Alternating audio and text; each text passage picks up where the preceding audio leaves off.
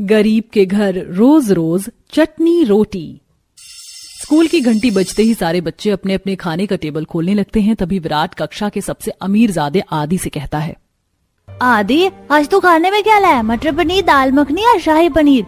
आदि जैसे ही टिफिन खोलता है उसके टिफिन में बढ़िया सी शाही पनीर की सब्जी होती है, जिस पर वह नाक चढ़ा लेता है।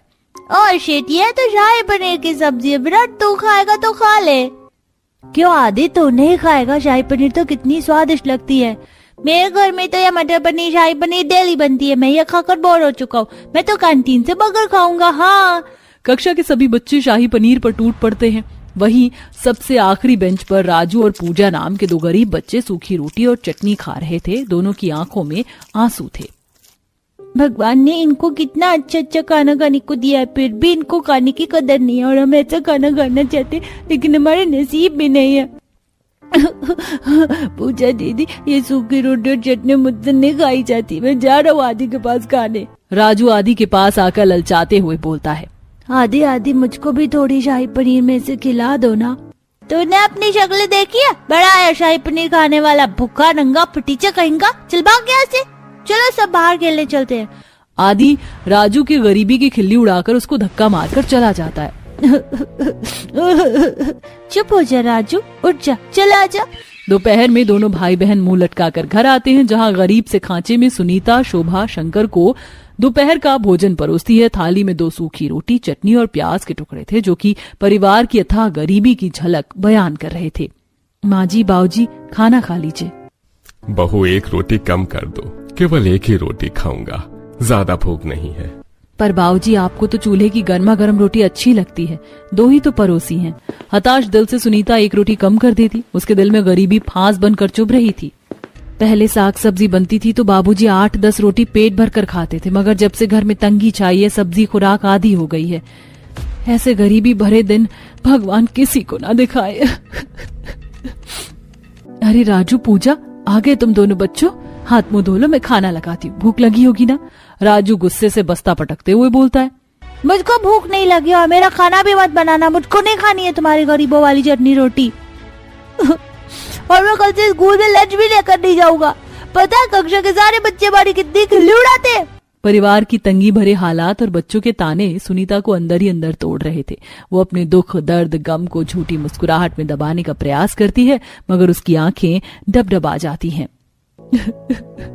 बच्चों, ऐसा नहीं बोलते। तुम्हारे पिता ये 2 वक्त की रोटी कितनी मेहनत से कमा कर लाते। दूसरे से तुलना मत करो। पिताजी को तनख्वाह मिलेगी तो मैं तुम्हारे पसंद की सब्जी बना दूंगी। पक्का माँ? हाँ पक्का। चलो शाबाश, जल्दी से दोनों आंसू पोंछ लो और दादाजी के पास आ जाओ। बूढ़ा शंकर नम आंखों से दोनों को रिझाकर चटनी रोटी के निवाले खिलाता है। आहा, जो भी कहो शोभा, चटनी रोटी का स्वाद ही निराला है। इसके आगे तो बढ़िया से बढ़िया मटर पनीर, शाही पनीर, सब कुछ फेल है। क्यों बच्चों?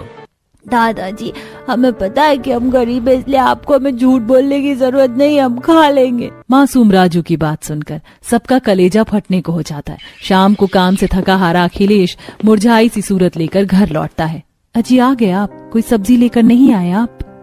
सुनीता, आज बिल्कुल भी काम धाम नहीं था। सारा दिन लेबर चौक पर बैठे बैठे सारा दिन निकल गया। काम की इतनी मारा मारी है कि पूछो मत। अजी, कल के खातिर तो राशन पानी भी नहीं है, चूल्हा कैसे जलेगा?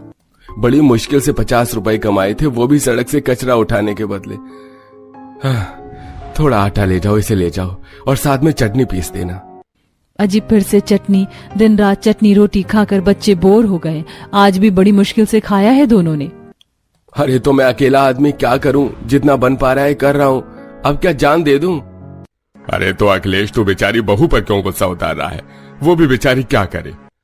तो आप ही बताइए, मैं क्या करूं बाबूजी? अभी मकान पक्का करवाना है, छोटी की शादी करनी है, आप दोनों का बुढ़ापा है, मगर मैं तो अपने परिवार को 2 वक्त के पेट भरकर रोटी भी नहीं खिला पा रहा हूँ। अखिलेश अपने परिवार की दुर्दशा के चलते फूट फूट कर रोने लगता है। अरे अखिलेश बेटा, तू जितना कर रहा है वो बड़ी बात है। तू देखना, भगवान एक दिन ये गरीबी दूर कर देगा। पिंकी, खाना परोस दे। माँ जी, मैं बाजार होकर आती हूँ। अभी बाजार उठने वाला होगा तो थोड़ा कुछ सस्ता मिल जाएगा। गरीब बहू सुनीता 50 रुपए लेकर सब्जी मार्केट आती है, जहाँ उसकी अमीर पड़ोसन विधि सफल स्टोर से सब्जी खरीद रही होती है। वहीं रोड के एक तरफ सब्जी वाला बासी सब्जी बेच रहा था।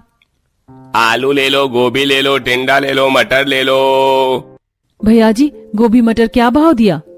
30 रुपए किलो लग जाएगा बहन जी, एकदम ताजा फ्रेश गोभी है। अभी भर लो जल्दी से, बाजार उठने का टाइम हो गया है। सुनीता अपनी मुट्ठी में बंद 20 रुपए का नोट देखती है और सब्जी वाले से मोल भाव करती है। भैया जी थोड़ा सस्ता लगा लो, मेरे पास पैसे कम हैं। ठीक है, तो 25 रुपए किलो एकदम लग जाएगी। चलो हटाओ रास्ते का माल सस्ते में, ले लो। आधी किलो गोभी तौल दीजिए। सुनीता जैसे ही आधी किलो गोभी मांगती है, सब्जी वाला तिल मिलाकर सारे बाजार उसकी बेइज्जती करता है। अरे ओ बहन जी, तुम्हारे लिए सब्जी ना उस कूड़ेदान में पड़ी हुई है, बिल्कुल मुफ्त में ले जाओ। जाओ ले जाओ उसको, तुम वही कूड़ा कबाड़ी सब्जी खरीद सकती हो। चलो भागो यहाँ से। लज्जित होकर सुनीता आगे बढ़ जाती है और 10 रुपए की धनिया लेकर घर आने लगती। तभी पड़ोसन विधि, जिसका थैला ठक्कम ठेल शिमला मशरूम मटर से भरा था, अपनी शेखी बघारती है। अरे सुनीता, खरीद लिया धनिया? वैसे भी इसके अलावा कोई महंगी सब्जी खरीद कर खाना तुम्हारी औकात से बाहर है। दिन रात चटनी रोटी खाकर तुम बोर नहीं होती? भाई मेरा तो सब्जियों के बिना गुजारा नहीं होता, वो भी मेरे घर में सफल की ताजी ताजी चुनिंदा सब्जी आती है, बासी नहीं खाते हम। हाँ। परिधि के हाथों अपमानित होकर सुनीता की आंखों से आंसू छलक जाते हैं। परिधि जी, सब कोई आपकी तरह पैसे वाले नहीं है और ना इतनी किसी की अंधाधुंध कमाई है। मैं और मेरा परिवार गरीबी भरे हालातों में चटनी रोटी खाते हैं, लेकिन किसी से मांगने नहीं जाते हैं। गरीब होकर भी इतने तेवर हैं तुम्हारे। खैर, मैं तुम जैसे गरीब लोगों के मुंह नहीं लगती हूँ। परिधि सुनीता को 4 बातें सुनाकर चली जाती है। ऐसे ही गरीब परिवार वाले दिन रात मन मारकर चटनी रोटी खाते। एक दिन कक्षा में राजू चक्कर खाकर गिर जाता है, इसीलिए अध्यापिका सुनीता को बुलाती है। देखो सुनीता, तुम्हारे दोनों बच्चे बहुत ही कमजोर हैं। क्या तुम इनको पौष्टिक खाना नहीं खिलाती हो? क्लास के बच्चे भी बता रहे थे कि तुम्हारे दोनों बच्चे केवल चटनी रोटी लेके आते हैं। क्या करूं मैडम जी, घर के हालात बहुत खराब चल रहे, इसलिए चटनी रोटी खाते हैं। सुनीता, आज के दौर में कमाने वाला अगर एक और खाने वाले ज्यादा हो तो तंगी भरे हालात बनते हैं। बेहतर होगा तुम भी अपने पति के साथ कमाओ। मगर मैडम जी, मैं इतनी पढ़ी लिखी नहीं, मुझे कौन काम देगा? अरे आजकल तो टिफिन के काम खूब चल रहे। तुम एक कुशल गृहिणी हो, घर से खाने का काम शुरू कर दो। 2 पैसे मुझसे ले लो, जब आ जाएं तो लौटा देना। पूजा और राजू की कक्षा अध्यापिका सुनीता के लिए जैसे किसी फरिश्ते के समान आती है। सुनीता उन पैसों में से थोड़े पैसे सबसे पहले अपने गरीब परिवार के लिए खर्च करती है और सबके लिए उस दिन अच्छा खाना बनाती है, जिससे